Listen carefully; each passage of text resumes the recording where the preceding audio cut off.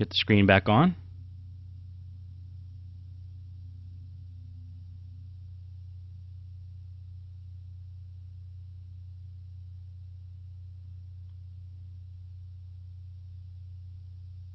The LCD cable.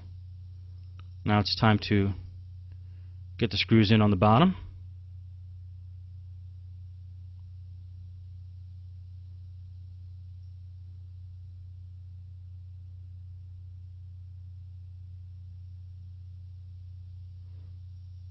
Now we're going to feed that wireless antenna back through the hole.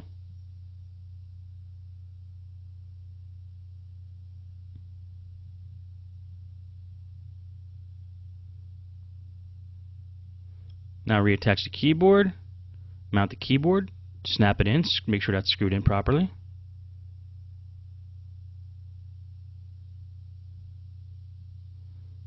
Attach any screws that we missed. Now we're going to install the hard drives.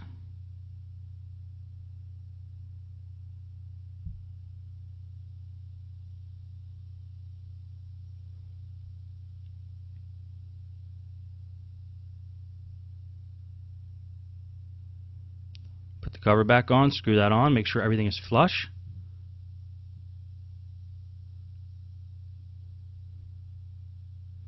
Install the RAM, install the wireless card, screw it down and attach the antenna.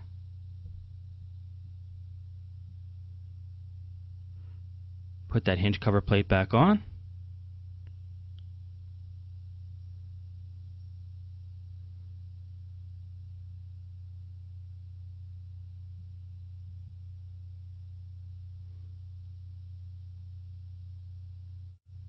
Put the battery back in.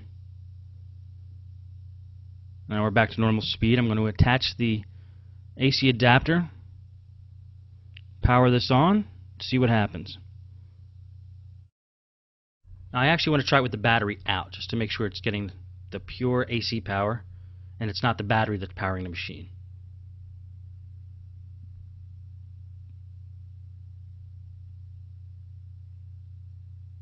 And it's lighting up, it's powering on, everything looks okay. So we still have to get that keyboard, waiting for that keyboard to come in. We did order it, but in the meantime, if you want to use this machine and some of the keys aren't working, you can use an external keyboard through USB. This is a $10 USB external keyboard I got at Micro Center, real small mini one. Very cheaply built, but very handy. Now just be aware when you do USB keyboards that sometimes the drivers have to be loaded before they work. In this case, it worked right away, so we're okay with that. But now, I consider this computer done except for the keyboard replacement. We're confident there's no corrosion on the motherboard, nothing is fried, nothing's going to go bad, everything looks clean, so it's good that we did that test. And that's going to be it for this video. Thanks again.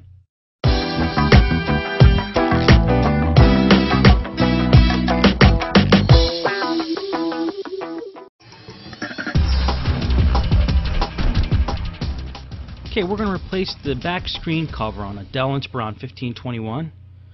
First thing I'm going to do, which I actually already did before I started the tape, and I'm just demonstrating here, taking a little mini screwdriver and I'm prying out the little rubber pieces that are hiding the screws, and that's how you get to get the screen open. Take off those little rubber nubs, and that'll open up the screws for you to unscrew, and then the whole front bezel will come off. Now I like to keep the screws, as I'm taking them out here, keep them in the same pattern so I know exactly where they go when I put them back, because underneath those rubber nubs that are over the screws, there's glue, and sometimes that glue comes off more on one piece of rubber than another piece of rubber when you're removing them, and if you put them all back in different spots, it's going to be uneven and some might not stick as well. So I like to keep the rubber pieces and the screws going in the same hole as I took them out of.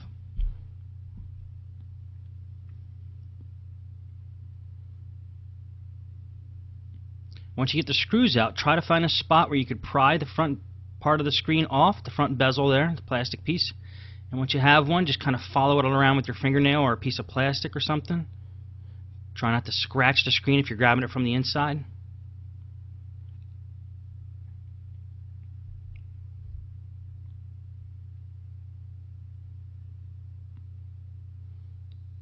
And once you're sure all the screws are out, you might have to give it a little force to get some of the corners up, but you'll be able to do it if you just mess with it enough and you just keep jiggling it around. I'm actually going to take the hinge cover plate off and see if there's anything under that hinge cover plate that's holding this front panel on.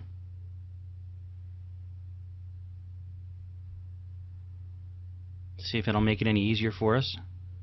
And just kind of keep inching around, and eventually, if you pull in the right way, it'll come off. Sometimes there's a little bit of glue or tape, sticky tape, under the front bezel of the screen that's holding it to the screen. So on older laptops, you're going to find that. Newer laptops, not as much, but there's one just piece here that's just sticking us up. Just going to keep jiggling, and eventually it'll come out. Grab it from the bottom, grab it from the top.